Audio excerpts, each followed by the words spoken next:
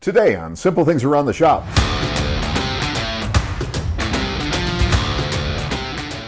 Tip number 1, under pressure.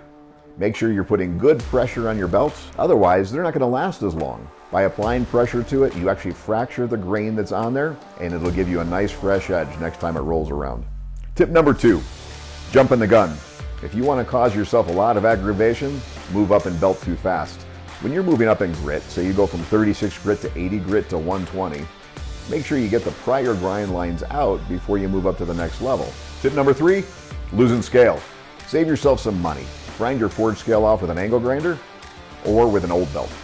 Forged scale is crazy hard, and so if you take that to a brand new belt, you're going to ruin a really expensive belt really fast. Thanks for watching Simple Things Around the Shop. For more shop tips, check out our channel, click the subscribe button, and make sure you click like. Simple Things Around the Shop. Shop tips without the fluff.